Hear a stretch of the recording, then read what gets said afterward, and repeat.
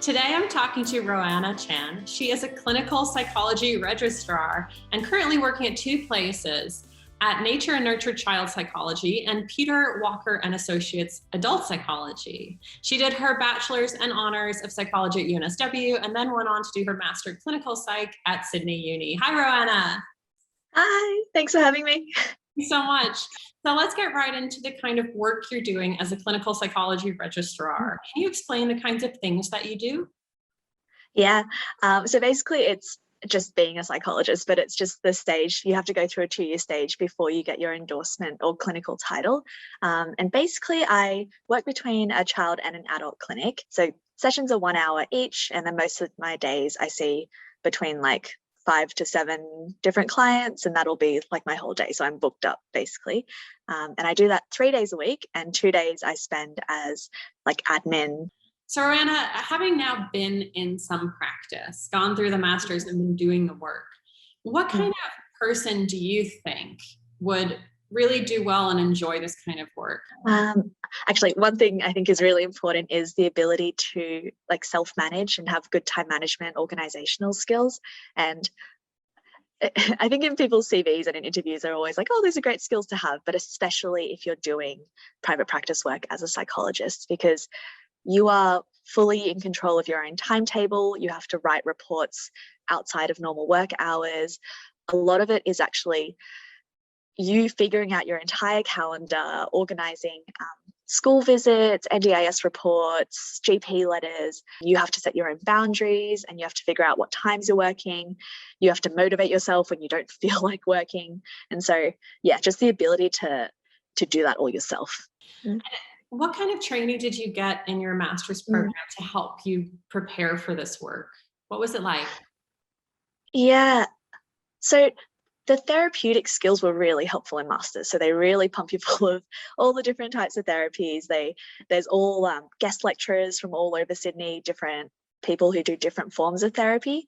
And we also have a master's thesis as well, which is like a abridged version of an honours thesis. So we also get that research thing again.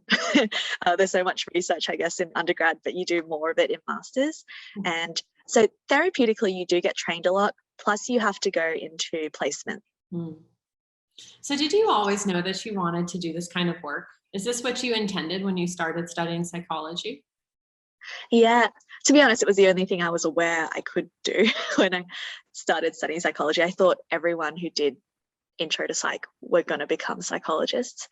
I've always wanted to practice, and I felt like it was really aligned with my values and who I wanted to be. So, and do you find that practicing as a clinical psychologist now is what you thought it would be like? Yes and no. It is rewarding. I have a really great sense of like achievement, and this sense that I'm really doing something that's useful, and I feel great usually when I leave work. And so there's this sense of like, oh, I love this work. But there are lots of little aspects that I had no idea came with the career. And so one thing, for instance, is there's so much admin, and I have not only become a psychologist, but I've also become like a business owner. Another thing is the solo nature of the work. Private practice is a little bit different to hospital work, but yeah, in private practice, literally you were just by yourself. You could be by yourself for an entire week. And so the only people you get to chat to are your clients. And occasionally, if you have some time, maybe the admin stuff. Roanna, do you have any advice for people who are looking ahead at possibly studying Masters of Clinical Psych and becoming a clinical psychologist? If I could talk to my younger self, I would actually say, take a year or two off and like travel, maybe do some research work. And the other thing is just like figure out your self-care routine. Like really prioritize that.